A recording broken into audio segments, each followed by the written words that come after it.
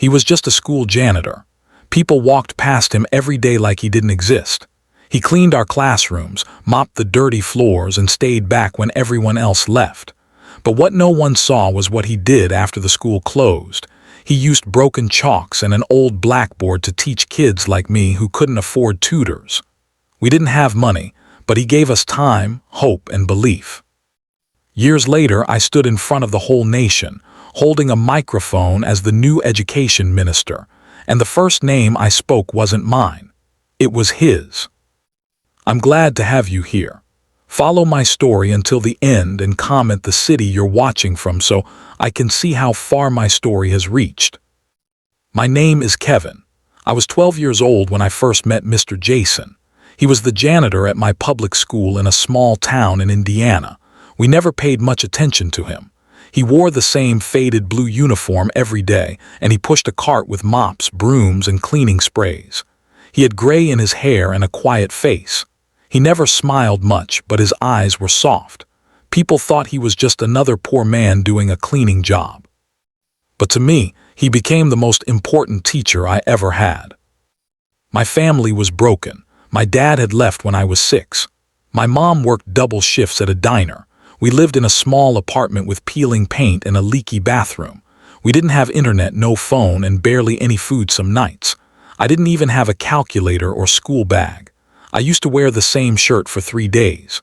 School was hard, not just because of the subjects, but because I always felt invisible, like I didn't belong anywhere. One evening, I stayed back in school. I had missed the school bus because I fell asleep in the library. When I walked out into the hallway, I saw Mr. Jason in an empty classroom. The lights were dim and he was writing something on the blackboard. I stood near the door and watched him. He was solving a math problem, a hard one we had learned in class, but I couldn't understand it then. "You like math?" he asked suddenly without turning. I was surprised. "I don't know backslash, I'm not good at it." He turned and gave a small smile. "Want to learn? Sit down." I didn't know what made me do it, but I walked in and sat at the desk. He picked up a broken piece of chalk and started again from the beginning. He didn't rush. He didn't laugh when I got it wrong. He explained with patience, drawing simple shapes and asking me questions. For the first time, I felt like someone wanted me to understand, not just pass. From that day, I began staying back after school. Every evening, while the hallways emptied and the sun dipped behind the trees, I sat in that classroom with Mr. Jason. He taught me fractions, decimals, word problems, and algebra, all from memory. He never used a textbook, just chalk and that old board. I didn't tell anyone, it was our secret. He didn't ask for anything in return. No money, no gift, just my time and attention. One day I asked him, "Why are you doing this?" He looked at me, wiped his hands on his uniform and said, "Because someone once did it for me." I didn't understand what he meant then, but his eyes told me it was something deep, something that mattered. As weeks passed, other kids started staying too. A girl named Maya whose dad was in jail. A boy named Chris who sold newspapers after school. Mr. Jason never said no. We became a small group of forgotten kids, sitting with a janitor who the world ignored.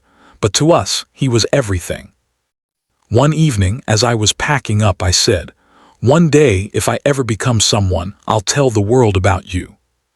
He chuckled and said, "You just focus on being someone, that's enough for me." But I meant it. Time moved fast. The school year ended, then another. By the time I reached high school, Mr. Jason wasn't there anymore. Someone said he retired. Others said he moved to another town. No one knew for sure. I never got to say goodbye, but his voice stayed in my head whenever I opened a book. Break the problem into parts. Don't panic, think slowly. Because of him, I got better at math. I got better at school. I got a scholarship. I went to college. I worked hard, really hard, and never forgot where I came from. I still wore old clothes. I still skipped parties, but I kept remembering that broken chalk and his soft voice. In college, I studied education. I wanted to fix the system that forgot kids like me. I wanted to be a voice for children who were invisible. Mr. Jason taught me more than numbers. He taught me to believe, to dream, and to give. I started working with schools after graduating. I made programs for poor kids. I gave free tuitions. I visited small towns and listened to children's stories. Slowly, people noticed. My work grew. My name spread. And then many years later, something happened that changed everything. A party leader called me. "Kevin," he said, "we want someone like you in the government, someone who knows real pain, someone who cares." I didn't say yes immediately, but when I did, I remembered Mr. Jason. The day I became the Minister of Education, my heart was heavy. I didn't care about the cameras or claps. I cared about one thing: where was Mr. Jason? I had to find him. That's when my real search began. The day I became the Minister of Education, people clapped and smiled. Cameras flashed. Reporters asked me questions. Leaders shook my hand, but I wasn't fully present. My mind was somewhere else, back in that dim classroom with broken chalk on the floor and the soft voice of a janitor who once gave me hope. Mr. Jason, the man no one noticed, the man who changed everything for me. And now that I finally had the power, the respect, and the voice, I needed to find him. That night, after all the speeches and dinners were over, I sat in my office alone. The room was large, with tall windows and leather chairs. It smelled of wood polish and old books, but I didn't feel powerful. I felt small again, like that kid in a second-hand uniform, wondering if Mr. Jason was still alive, if he still remembered me. I opened my laptop and searched his name. Jason Thomas, janitor, Indiana Public School. Hundreds of results came up, but none seemed right. No photo matched his face. Some were younger, some were older, and some were not even janitors. I didn't know his full name. I never asked. To me, he was just Mr. Jason. I realized I knew so little about the man who gave me everything. I called my old school the next day. The receptionist was new. She had no idea who he was. I asked for records, but they had changed systems years ago. Nothing remained. It was like he had disappeared into thin air. But I didn't stop. I called old teachers. Some had retired. One remembered him vaguely. "Quiet man, gray hair, worked hard, didn't talk much," she said. "I think he left before the new principal came in." I posted a message online. "Looking for Mr. Jason, janitor at Greenfield Public School around 20 years ago. He used to teach kids after school. If anyone knows him, please message me." Days passed. Nothing came. Then one evening a message popped up. It was from a woman named Linda. She said, "My father worked with a janitor named Jason back then. I think he lived alone. Very private. Last I heard, he moved to a small town called Willow Creek." Willow Creek. I had never heard of it. I looked it up. Tiny place. One post office. A small library. Few streets. I knew I had to go. I didn't tell my team. I didn't want press. This wasn't about politics. This was about a promise I made as a child. So I took a car and drove out early morning. The highway was quiet. The sun slowly rose, painting the sky orange. My heart beat fast. I didn't know what I'd find, or if I'd find him at all. Willow Creek was peaceful. Green trees, old houses, and friendly faces. I stopped at a gas station and showed a printed photo of Mr. Jason that I had edited from memory. "Have you seen this man?" I asked the cashier. He squinted. "Looks familiar. Might be the guy who lives at the old care home down the road. Quiet fella, keeps to himself." I thanked him and drove to the care home. It was a small white building with a garden out front and wind chimes on the porch. I walked in and met a nurse. I showed her the photo. She smiled gently. "That's Mr. Jason. He's been with us for 5 years now. Kind man, doesn't talk much, but he loves to read." I froze, my throat tightened. He was here, alive, close. "Can I meet him?" I asked. She nodded. "He's in room 8, go ahead." I walked down the hallway. My hands were shaking. I had spoken at national stages, debated in Parliament, but this made me nervous, like a little boy again. I knocked softly. "Mr. Jason." A quiet voice replied, "Come in." I opened the door. And there he was, sitting in a chair by the window, a book in his lap, wearing a sweater and glasses. His hair was whiter now. His face had more lines, but those eyes, they were the same. Calm, kind. He looked at me and smiled. Yes. I stepped closer. You may not remember me, but I remember you. He tilted his head. I've taught a few faces over the years. What's your name? Kevin Myers. You taught me math after school 2 decades ago at Greenfield. He stared at me. Slowly his eyes widened. Then they softened. Kevin, the boy who hated decimals but loved triangles. I laughed. Yes, that's me. He chuckled. You grew up tall. And you still remember me. I remember all my students, he said quietly. I sat beside him. For the next hour we talked. About old days, about the secret classes, about the kids who came and went. He hadn't seen many of them again. He didn't know what happened to them. I told him everything, that I became a teacher, then a reformist, and now the Minister of Education. He was silent for a long time. Then he said, You kept your promise. Yes, and I'm here because I want the world to know what you did. He shook his head. It was nothing. It was everything, I said firmly. I stood up and handed him a card. You're coming with me. There's a ceremony next week. National Awards. I'm giving you one, not as a janitor, but as the best teacher I ever had. He looked down, his hands trembled. I don't need awards. But the country needs to see people like you. Kids like I once was need to believe in people like you. Please, Mr. Jason, do this for us. Tears welled in his eyes. He nodded slowly. That night I called my team and told them everything. I want the media to know, but not to make me look good. This is about him. I want his name to be remembered. They agreed. Invitations were sent. News spread. Janitor turned secret teacher to be honored at national awards by Education Minister Kevin Myers. Some people mocked it. Some said it was a publicity stunt.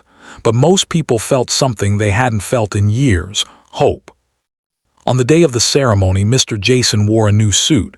He looked nervous but calm. I stood beside him backstage. Are you ready? I asked. He smiled. I taught in front of 5 kids with no shoes. I think I can handle this. The lights came on, the crowd clapped, cameras flashed. It was time. The lights were bright, the crowd huge. Every seat was filled. I stood backstage with Mr. Jason beside me, my heart pounding like it had never done before. I had faced angry protesters, tough debates, and late-night policy meetings, but this moment felt different. This wasn't about politics or fame. This was personal. This was the moment I had imagined for years, back when I was just a poor boy learning math from a janitor with broken chalk. Mr. Jason adjusted his tie nervously. You sure about this, Kevin? I looked at him and smiled. I've never been more sure of anything. The host stepped on stage and began the introduction. Ladies and gentlemen, today we gather to honor the unsung heroes of our country, those who shaped lives quietly without applause or fame. And today, our Minister of Education, Kevin Myers, has chosen to personally introduce someone who once taught him not from a classroom, but from his heart.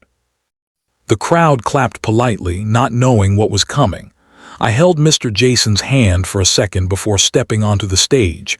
As I walked up, the lights hit my face. I took a deep breath and looked out at the sea of people. Then I began. When I was a boy, I was invisible, poor, forgotten. My mother worked long shifts and I went to school in hand-me-down clothes. I was failing in math. I didn't believe in myself, but someone did. He wasn't a teacher, at least not by title. He was the janitor. Gasps rose from the crowd. I want to tell you about Mr. Jason. I turned and pointed backstage. Slowly, Mr. Jason walked out. The clapping began slowly and then grew louder. Many people stood up. He looked overwhelmed, blinking in disbelief. He had never been on a stage before, never faced this kind of attention. I helped him reach the podium and stood beside him.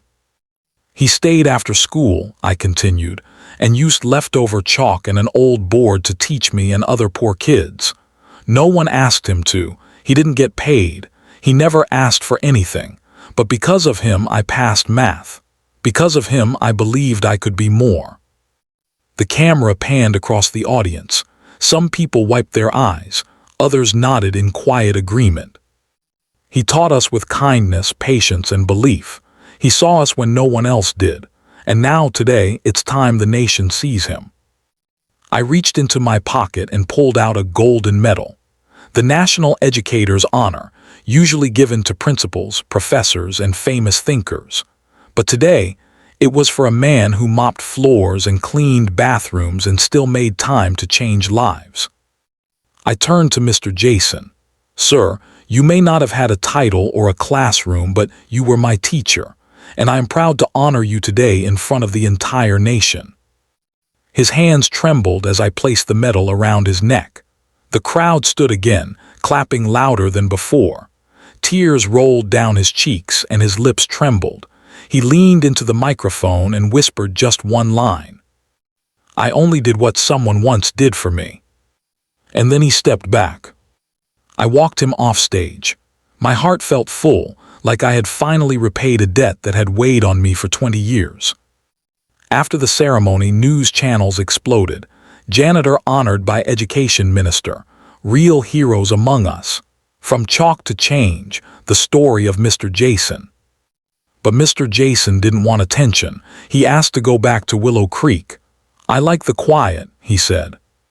I respected that, but I made sure a small plaque was placed at our old school, a photo of him teaching with the words, "He cleaned the floors and lifted minds." In the days that followed, letters poured in, from students who had similar stories, from janitors who now felt seen, from teachers who felt inspired. The moment had done more than just honor a man. It had started something. 1 week later, I stood in Parliament and proposed the Jason Initiative, a national plan to support volunteers, staff, and workers who contribute to education beyond their job roles. It passed unanimously. I visited Mr. Jason again that month. He was sitting under a tree feeding birds. He looked at me and smiled. I heard about the initiative, he said. It's named after you, I replied. He nodded. I still don't feel like I deserve all this. You do, I said, and now others like you will get their chance too. He reached out and held my hand. You became everything I hoped for. And I became it because of you.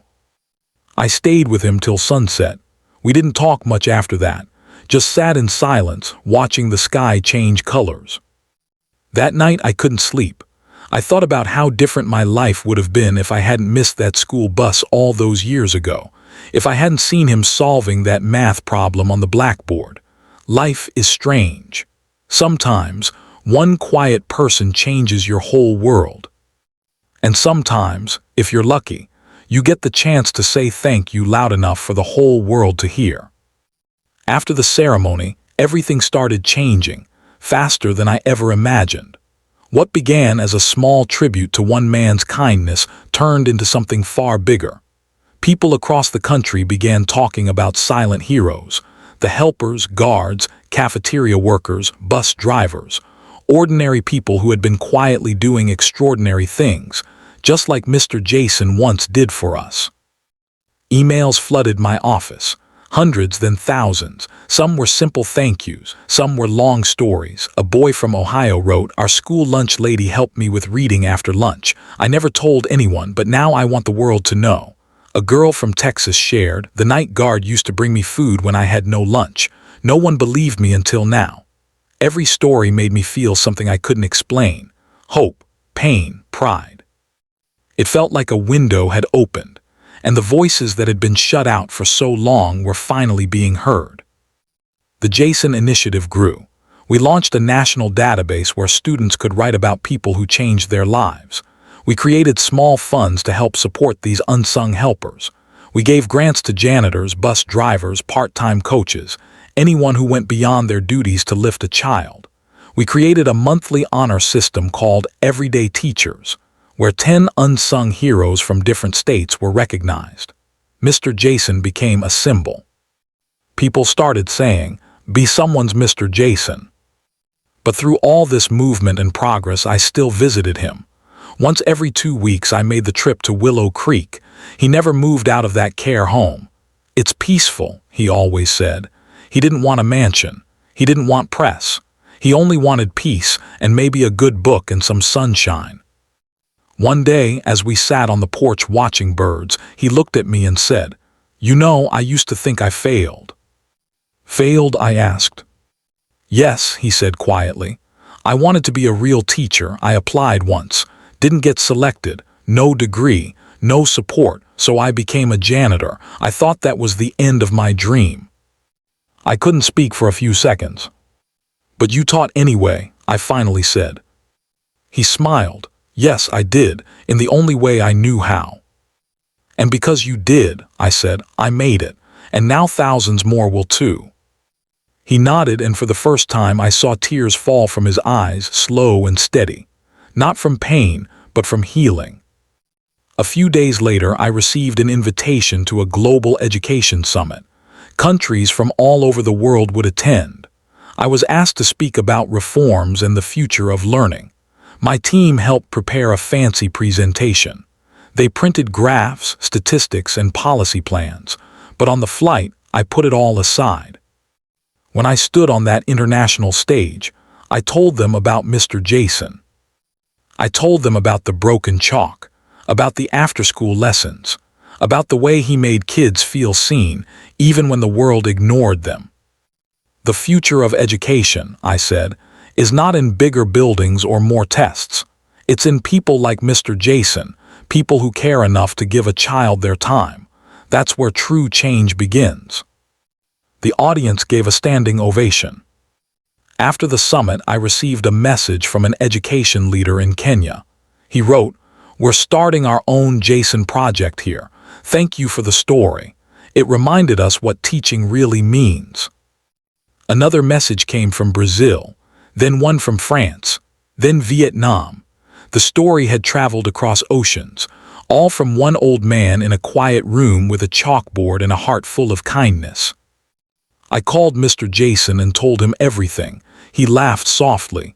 "I never even had a passport," he said, "and now I'm everywhere." "Yes," I said, "you are." But even with all this joy, something changed slowly. He began falling ill more often. Nothing serious at first, just tiredness, weaker steps, slower speech. The nurses said it was age. He was now in his late 70s. I saw it too. He smiled less. He slept more. Sometimes when I came, he didn't wake up right away. One afternoon, I brought him a letter. It was from a student in Alaska. The boy wrote, "I don't know you, but I wish I had. Your story made me start tutoring kids in my building. I want to be like you." I read the letter to Mr. Jason. His eyes were closed, but he was listening. I knew he was. I placed the letter in his hand and said, "They're still learning from you, sir." He opened his eyes and whispered, "I'm tired, Kevin." "I know," I said. "You've done enough, more than enough." I sat with him till evening. When I left, I kissed his hand and said, "I'll come next week." He smiled, "Only if you bring more stories." I promised I would. That weekend, I returned to my office. I had a speech to give at a national education event. This time, it was different. The Jason Initiative had now reached 1 million students. The funding had doubled. It had become part of the national education budget. And now, we were planning to name a new teacher training center after him. As I stood at the podium ready to speak, my assistant walked up quietly. Her face was pale. She leaned in and whispered something that made my chest freeze. "Mr. Jason passed away this morning in his sleep." For a second, the world stopped. The room around me faded. The lights blurred. My heart felt like it had fallen into a hole. But I stood tall. I took a breath, and I looked at the crowd. "I just received news," I said, "that the man who inspired everything we've done has passed away. Mr. Jason is no longer with us." Gasp silence. I continued, my voice shaking. But let me tell you something, he didn't die unknown. He died a hero, and he didn't leave behind silence. He left behind a generation that will teach, care, and believe just like he did. I ended the speech early and flew straight to Willow Creek. The care home had prepared a small service. Only a few staff members were there. No family, no visitors, but I brought hundreds. I brought students, teachers, and every person who had ever written about him. We filled the garden with flowers, photos, and candles. On his grave, we placed a stone that read, "He never had a classroom, but he taught the world." That night under the stars, I sat beside his resting place and spoke softly. "You did it, Mr. Jason. You changed the world." And deep inside me, I felt peace, because this wasn't the end. This was the beginning of something far bigger than either of us could have imagined. It had been 2 weeks since Mr. Jason passed away, and I still found myself waking up early, half expecting to drive to Willow Creek and sit with him on that porch. Grief is strange. It doesn't hit you all at once. It comes in soft waves, like a whisper, not a scream. I kept seeing his face every time I opened a book, every time I heard a student laugh, and especially when I stood in a classroom. I kept waiting for his quiet voice, his small laugh, or those calm words that always came when I needed them most. But he was gone. And yet, everywhere I looked, he was still there. A week after the funeral, I walked into my office to find a box on my desk. A plain brown box, no label. Inside it was a notebook, an old one, leather cover, yellowed pages, and faded ink. On the first page, in simple handwriting, it said, "Thoughts on Teaching, JT." I opened it and saw pages filled with lessons, not just math problems, but thoughts about children, about learning, about kindness. He had written his own ideas about teaching even when no one asked him to. He had drawn classroom diagrams, scribbled quotes, and written reflections like, "Sometimes the smartest student is the quiet one," or "The ones who act out often just want to be noticed." I sat with that notebook for hours, reading every page, every sentence. It was like hearing his voice again. I decided right there that this notebook would become something more. We scanned every page, and we published it, The Janitor's Notes, Teaching the Forgotten. Within days, it became a bestseller, not because it had famous theories, but because it had truth, real, honest thoughts from a man who taught with his heart. Soon after, the new Jason Training Center opened. It wasn't in a big city. It was in a small town near where Mr. Jason lived, Willow Creek. I thought it was right to bring the world to the place that once held him quietly. The center trained teachers to notice the unnoticed, to care deeply, to listen more than they spoke. Every wall had quotes from his notebook. Every classroom had a photo of him teaching with chalk in hand. Every student that walked through the doors was told his story on their first day. The media called it a new kind of teacher academy. But to me, it was just the beginning of something long overdue. I started getting invited to more schools. Kids would run up and say, "We learned about Mr. Jason today," or "I want to be like him." One boy even showed me a bracelet he made with the words, "Be kind like Jason." Even foreign schools began writing to us. A small village in Nepal renamed their library Jason Bhavan.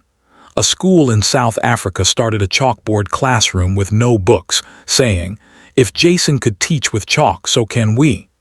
The world was now teaching the Jason way, simple, honest, human. But the most powerful moment came one evening when I visited my old school, Greenfield Public. It was completely renovated now. New windows, fresh paint, even computers in every room.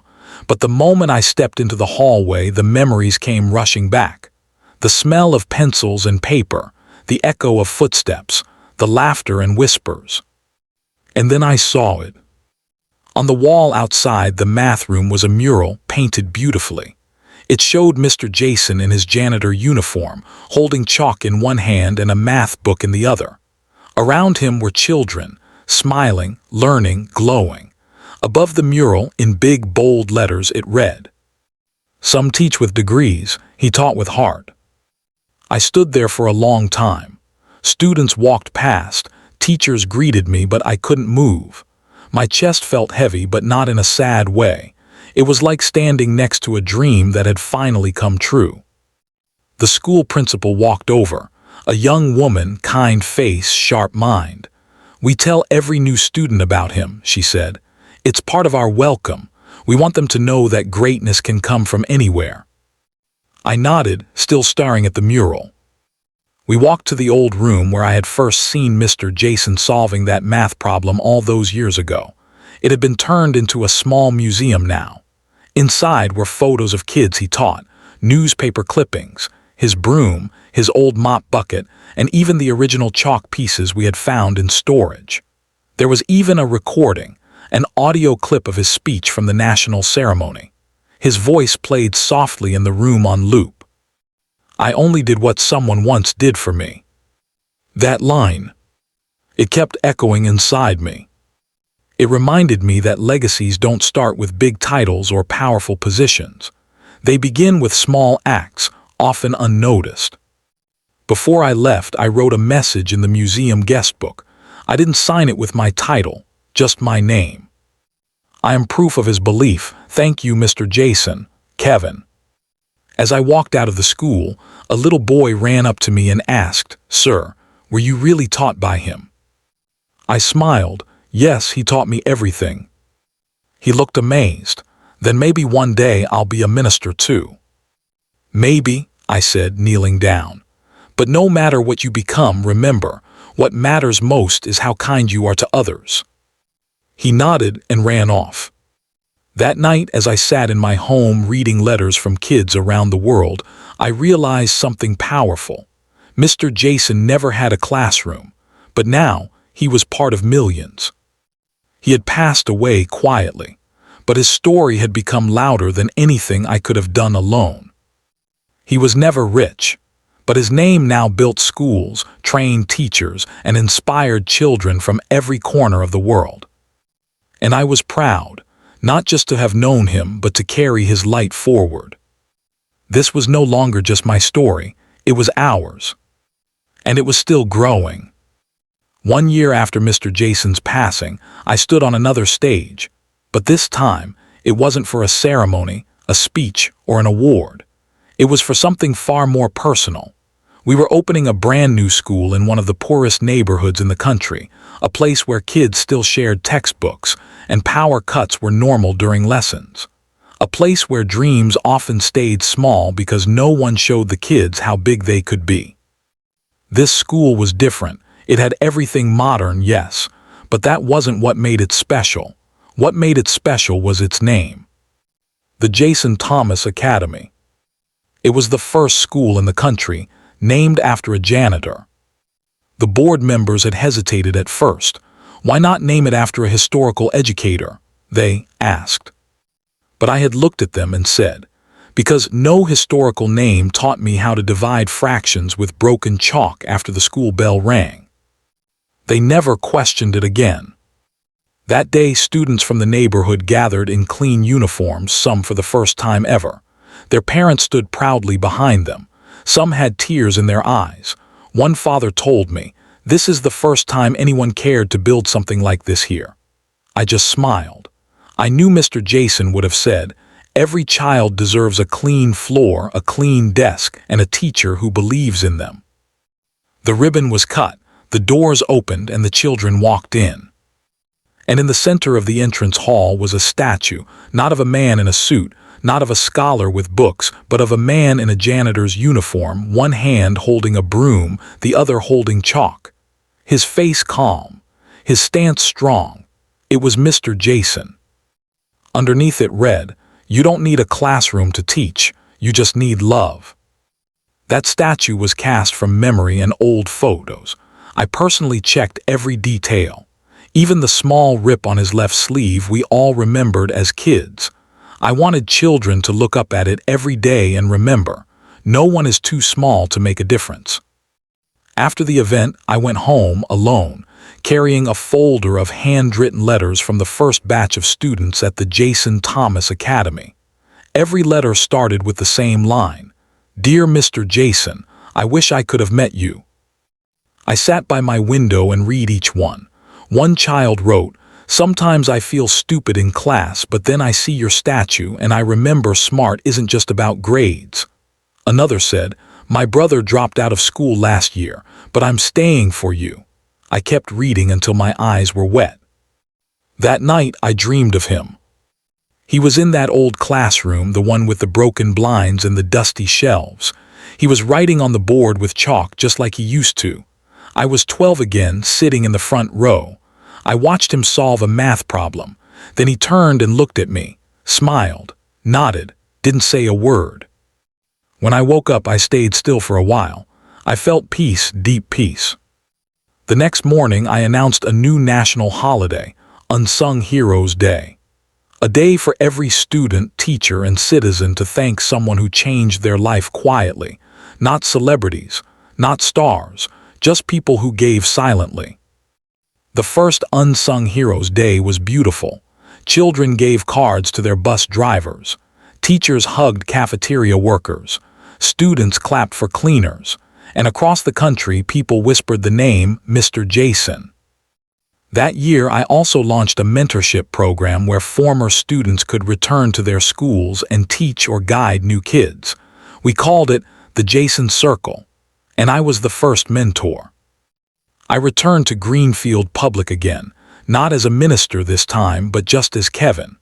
I walked into the same old classroom, now cleaned up, but still holding the memories of long ago. 5 kids waited for me, just like I once waited for Mr. Jason. I taught them how to break down a problem, how to breathe when they're stuck, how to believe they can solve it. One of them asked, "Are you a teacher too?" I smiled. "No, I'm a student, always have been." Later that evening, I visited Willow Creek one final time. The care home had turned Mr. Jason's room into a reading space for retired educators. His old chair was still by the window. His favorite sweater hung behind the door. The tree outside still had a wind chime that rang softly in the breeze. I sat there quietly, holding the last photo we had taken together. He was smiling, standing on the national stage, that medal around his neck. I whispered, "It worked. Everything we dreamed, it all happened." And then, as if the wind itself carried a reply, the chime rang. I closed my eyes and listened. That was his last lesson, I think. That even when you're gone, your kindness can still ring in someone's heart. As I left Willow Creek for the final time, I stopped by his grave. It had more flowers now than ever before, some from strangers, some from former students, some from kids who never met him but still felt like they knew him. I knelt down and touched the stone. He never had a classroom, but he taught the world. I smiled and stood up. Because now I understood what he meant when he said, "I only did what someone once did for me." He passed it on. And so will I. Forever.